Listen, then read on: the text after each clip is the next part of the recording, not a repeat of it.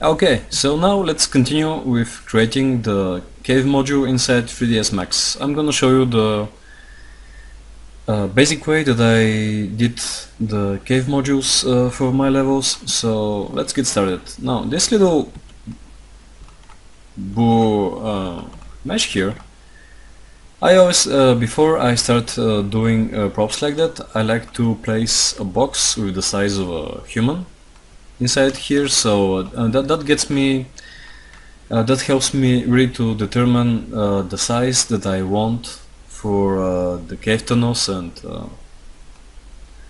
yeah, anything else actually that you model for the level. It's a good idea to compare it to the human size. So let's get started. Now I'll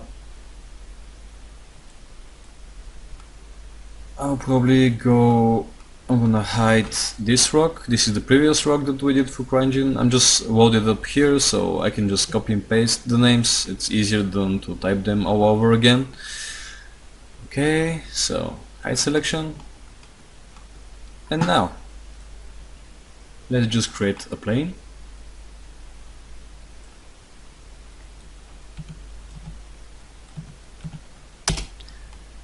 It doesn't have to be to have any subdivisions for now. We just need this basic shape. I just convert it to poly,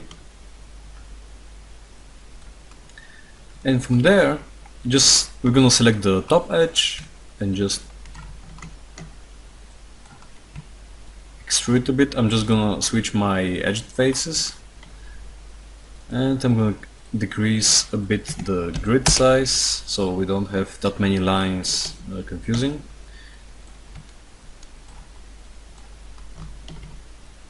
And you see what I'm doing here. I'm just doing this basic shape of the corridor, and then when I'm ready,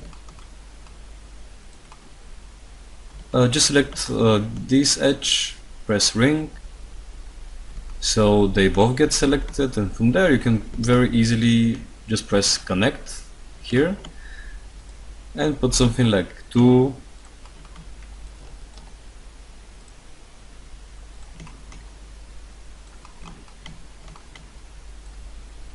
Okay, so now what we need to do is go here on the top view and let's just select one edge and click whoop, so we select all of them, and then by holding shift and click and drag here, you'll see that I'll extrude the shape. I'll try to do this curve figure of a cave corridor, this curve module. So now we need to rotate a little bit and just continue to extrude using shift and click and drag with the mouse.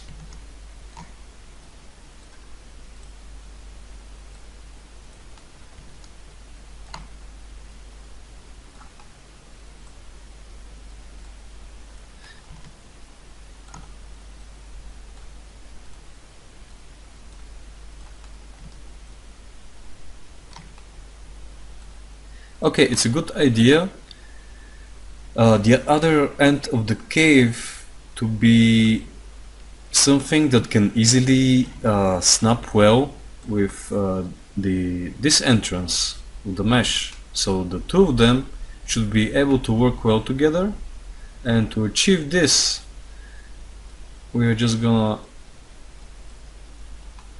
select rotate, and with this button here, snap toggle activated, we're just gonna rotate it till it snaps perfectly along the grid lines as it is here. Alright, so yeah, maybe we need a little bit of geometry here, so later when we decimate the mesh inside ZBrush we don't end up with two straight lines for this corridor. So one way to do this is just select here, this, click whoop, and then just click chamfer, and increase the distance. Okay. Now I'll add again some more geometry here. We don't need two segments, only one.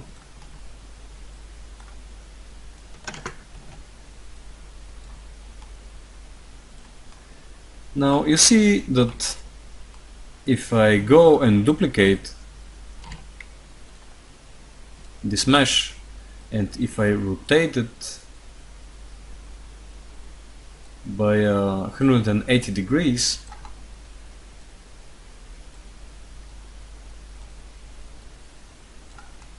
you can just snap them together and you can create this interesting looking cave corridor. Of course, you can always add another modules with 90-degree turns and stuff like that, but for now I'm just gonna show you this module.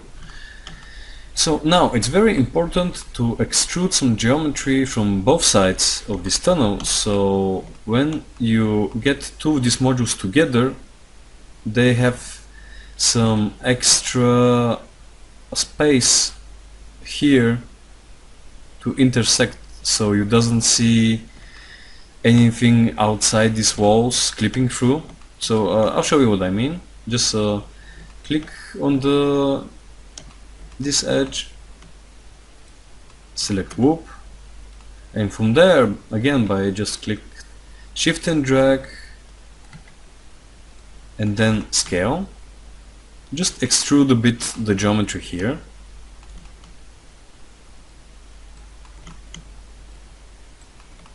Okay, and do the same for this side of the tunnel.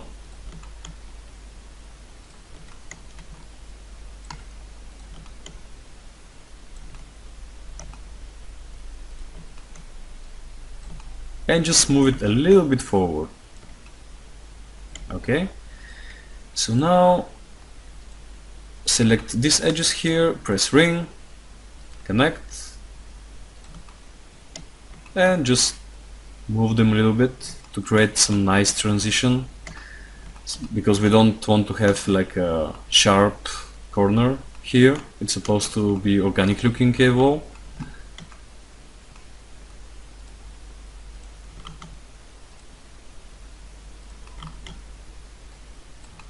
Okay, so the floor we're gonna make later. First we gotta finish doing the cave walls, so we should continue working on them inside ZBrush. So let's just click under export, export selected,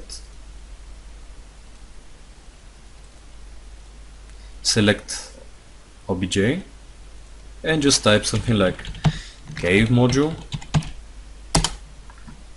export.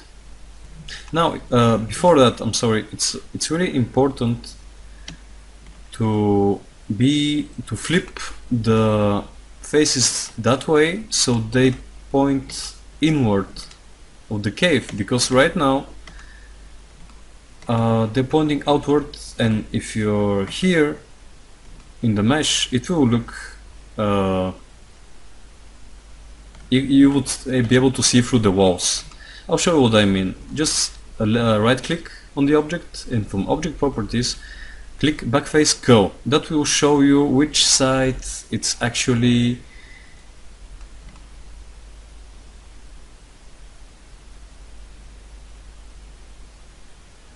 okay. So now you see that the normals are pointing in the correct direction. Now when you look later the prop from the outside, it will look like you could see through it, but when you are actually inside the cave, the walls will be facing correctly towards the player. So yeah, that's really useful trick. Again, from the object properties, just select backface go. For now I'm just gonna disable it, and now let's switch to ZBrush. We don't really need this square viewport anymore, so I'm just gonna click new document and I'm gonna import the cave module. Click edit.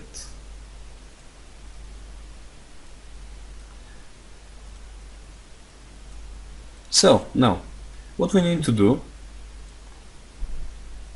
it's go under geometry. Yeah, maybe now we should enable this small button. Just click. Now we're gonna create just a rough shape for the wall poly, so we don't need that many triangles. We only need the base to be able to work with the alphas. So now that we decimated the geometry, we can import again. For this I'm gonna just use this alphas. Okay, and now just select one of them, make sure that the Z intensity is very high, switch on Z add. I'm sorry, you should switch again to drag mode.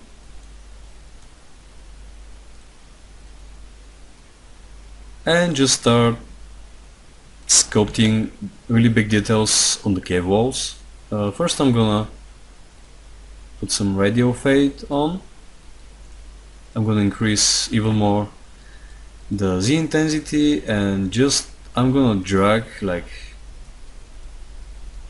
this, the alpha. As you can see here, it starts to deform the walls in a really nice way. So, but first I like to break up a bit the main mesh with the clay brush. So I'm just gonna paint really quickly some basic shapes so that the cave looks more natural. So for that we don't need that high subdivision level. I'm just gonna switch to 6 to 5, and I'm just gonna try to paint some niches and some more extruded parts of the wall that are gonna create this feeling of a natural looking rock. Yeah, something like this. On some parts of the tunnel you can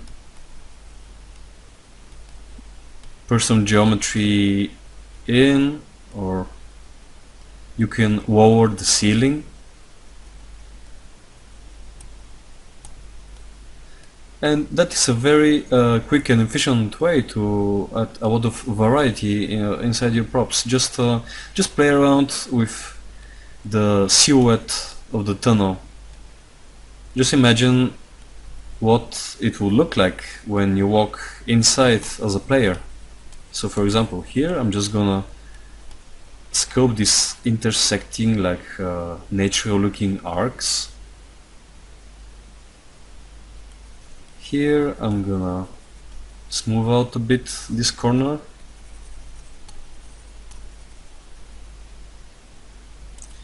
Okay, I'm gonna extrude here some more.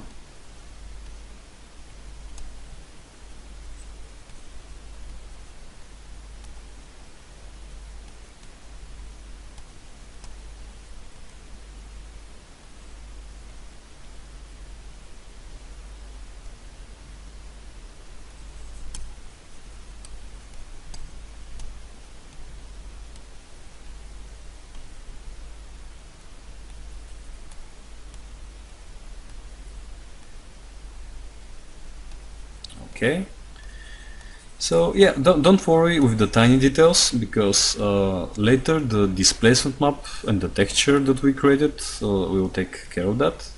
For now we just need some nice basic organic looking shape.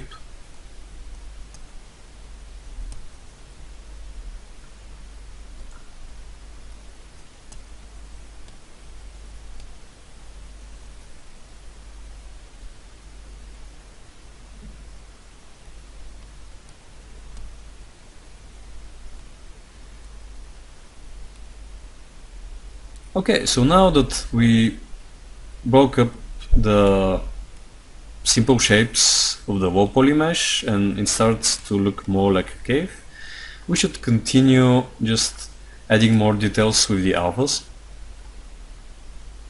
Just I'm gonna switch back to standard. This time I'll select some other alpha, for example this one.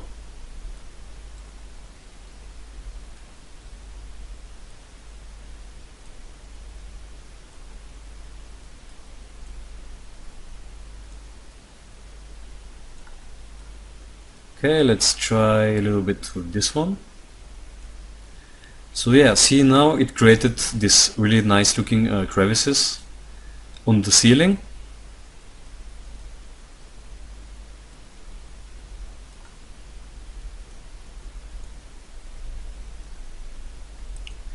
Okay, so we can say pretty much that we are ready. Let me just try this one a bit. No. Well, yeah, it could work. Looks nice. I'll apply it on the ceiling as well. And now a good idea is to unwrap this mesh inside ZBrush, because the palette options in Max are pretty limited, and the UV Master plugin here in ZBrush, it's much more powerful when it comes to unwrapping props like this. So now first we need to go to the optimal subdivision that preserves the most detail, to use ZRemesher. So now 500k are too much. I said before that anything above 300k risks ZBrush to crash. So just I'm gonna switch back to level 6, and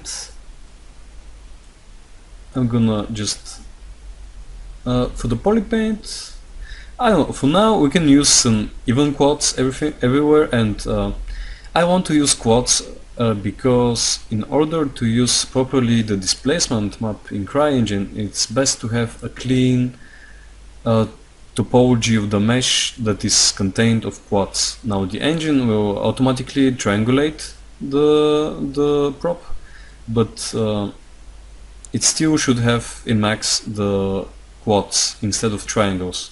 That will help a lot later when we use the displacement. Now for the parallax mapping, it doesn't matter if it's quads or triangles, but since I want to show you the displacement also, I prefer quads. And anyway, it's really easier to unwrap quads instead of tiny triangles. So I'm just gonna set some polygon count. For this kind of prop, I think that 4,000 triangles are more than enough. So let's just click ZRemesher and see what poly count we will end up with.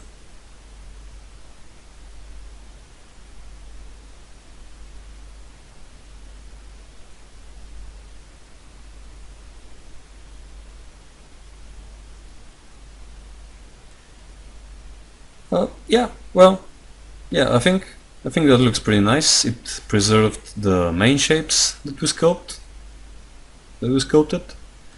So now I'm gonna go here under the UV master, and I'm just gonna click unwrap. Let's just check how the UVs look. They look pretty well. So let's just export this mesh.